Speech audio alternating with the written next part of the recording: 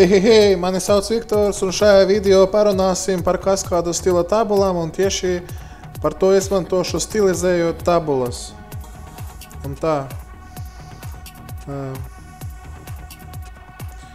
Tad atveram šablonu, mūsu saglabājam to ar jaunu nosaukumu, un saglabājam to ar nosaukumu 11 pasvītrojums CSS tables HTM. Saglabājam. Un tā, tagad parunāsim par iespējām. Es jau esmu nelielu sagatavīju uztaisījis, lai būtu interesantāk un arī visu paskaidrošu pēc kārtas. Un tā. Starp style tagiem es iekopēju sekojošu stilu. Un vispār tāda iepriekšējā video es jums stāstīju, kur paņemt šablonus, un tieši tajos šablonos visos ir arī CSS faili, un tos var atvērt, vienkārši apskatīties. Un vispār tā arī ir, ka vislabāk mācās no reāliem piemēriem, kad ir redzams, kas ir un kā uztaisīts. Un tā, saglabājam. Es esmu sagatavojis tabulu, jau kuru mēs izmantosim. Tad es to iekopēju saturā, lapas saturā, starp body sadaļā, un tā saglabāju.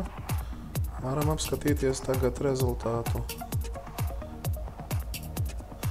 Uz doto brīdi ir vienkārši nenoformatēta tabula, it kā nekādas atšķirības mēs neredzam. Bet kāda ir iespēja? Mēs style CSS failā varam pievienot, tas ir unikāls identifikators, un, kā redzat, ir dažādas stilizēšanas iespējas. Un tagad mēs izdarīsim tā, ka es izveidošu loģisko divu tagu ar ID table 1. Tur iekopēšu tabulu un aizveršu to divu. Tā saglabājam. Un, ja redziet, tad divam jau te ir table selektors, te ir rāmīša krāsā, platums, tabulas platums. Pēc tam ir atsevišķi selektors TD, tas nozīmē table data. Te ir jau rāmis 2 pikseļi zils, platums 200 pikseļi, un ir vēl table selektors TH, tas ir headers. Vispār par tabulām, kā tās veidot, kādas ir iespējas, man arī manā vietnē ir raksts. Pagaidām atjaunojam.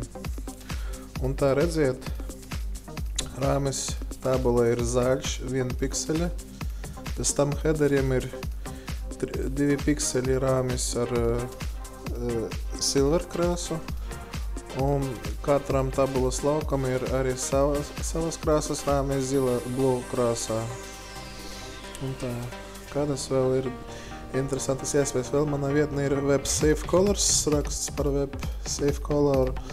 Un te var ieraudzīt, kādas krāsas var droši izmantot, veidojot weblapas. Tā, tad es arī no tās tabulas esmu paņēmies dažas krāsas, lai mēs tagad varētu redzēt rezultātu.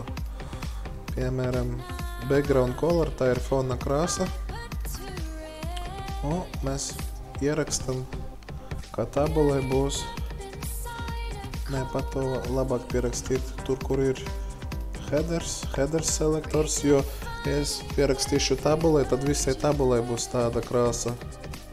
Saglabājam, atjaunojam, redziet, headeri mums ir tagad palikuši citā krāsā.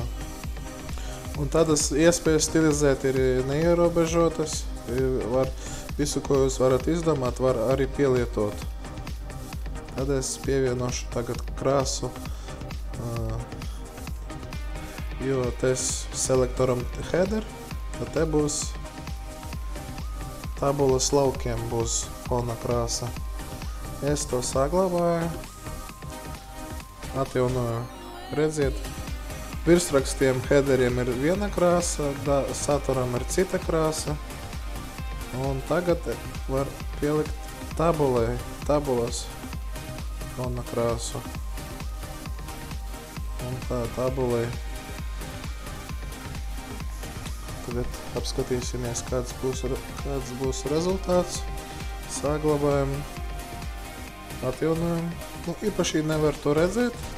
Un, lai tas būtu labāk redzams, tad ir tāds parametrs margin. Un šo parametru mēs pierakstīsim tabulas laukiem un tabulas headeriem.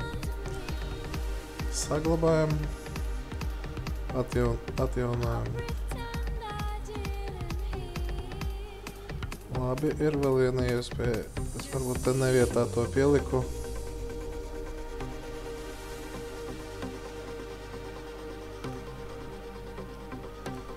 Labi, tur, kur mums ir definēts table, mēs ko varam izdarīt?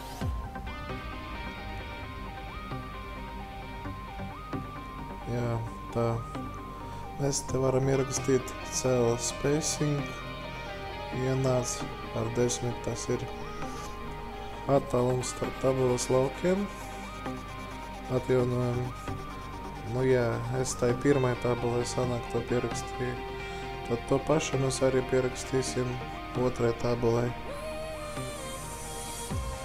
Es to parametru gribu ielikt, lai jūs varētu redzēt, ka pašai tabulai fona krāsā ir sava. Tagad ir viss skaidri redzams. Tabula ir viena krāsa, fona krāsa. Headeriem virsrakstiem tabulas ir cita fona krāsa un arī rāmja krāsa. Un tabulas datiem ir cita fona krāsa. Kādas vēl ir iespējas? Par nākošām iespējām parunāšu nākošajā video par tabulām. Paldies par uzmanību!